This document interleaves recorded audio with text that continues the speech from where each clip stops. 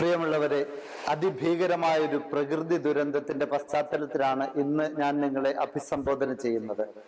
ഇക്കഴിഞ്ഞ രാത്രിയിൽ വയനാട് ഡിസ്ട്രിക്റ്റിലെ മുണ്ടക്കൈ ചൂരൽമല പ്രദേശങ്ങളിലുണ്ടായ പ്രകൃതി ദുരന്തത്തെക്കുറിച്ച് നിങ്ങൾ ഇതിനോടകം അറിഞ്ഞു കാണുമായിരിക്കുമല്ലോ. വലിയ മണ്ണിടിച്ചിലും പേമാരിയിലും പെട്ട് അനേകം ഭവനങ്ങള് നഷ്ടപ്പെട്ടു, അനേകം ആളുകളുടെ ജീവൻ നഷ്ടപ്പെട്ടതായിട്ടാണ് നമ്മൾ അറിയുന്നത്.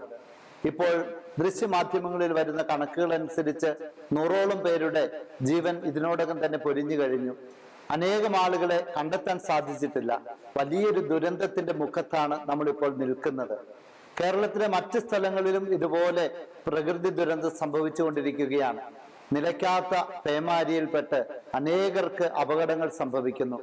ഇത്തരുണത്തില് നമ്മളുടെ ഈ ദുരിതം അനുഭവിക്കുന്ന എല്ലാ സഹോദരങ്ങളോടും ഐക്യദാർഢ്യം പ്രകടിപ്പിക്കുകയും ജീവൻ നഷ്ടപ്പെട്ട ആളുകളുടെ കുടുംബാംഗങ്ങളോട് അഗാധമായ ദുഃഖവും അനുശോചനവും കത്തോലിക്ക കോൺഗ്രസിന്റെ പേരിൽ അറിയിക്കുകയും ചെയ്യുകയാണ്. മാനവികതയുടെ, സ്നേഹത്തിന്റെ, കൂട്ടായ്മയുടെ ഒരു പ്രകടനത്തിന്റെ അവസരം കൂടിയാണിത്. നമ്മളൊക്കെ മനുഷ്യരാണ്. നമുക്ക് ആർക്കും സംഭവിക്കാവുന്ന ഒരു ദുരന്തമാണ് ഇപ്പോൾ സംഭവിച്ചിരിക്കുന്നത്.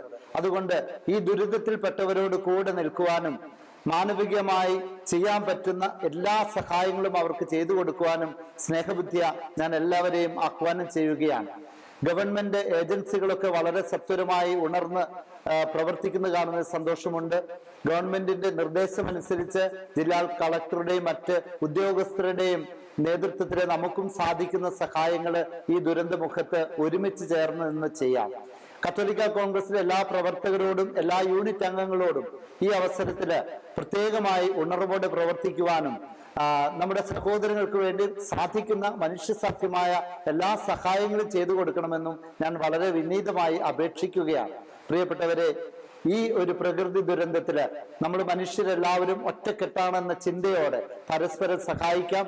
അതുപോലെ കൂടുതൽ ദുരന്തങ്ങൾക്ക് ഇരയാകാതിരിക്കുവാൻ എല്ലാവരും വളരെ ശ്രദ്ധിക്കുവാനും ആവശ്യമില്ലാത്ത യാത്രകൾ ഒഴിവാക്കുവാനും എല്ലാവരെയും ഏറ്റവും സ്നേഹത്തോടെ ആഹ്വാനം ചെയ്തുകൊണ്ട് നിർത്തുന്നു. ഫാദർ ഫിലിപ്പ് കവിയിൽ, കത്തോലിക്ക കോൺഗ്രസ് ഗ്ലോബൽ ഡയറക്ടർ.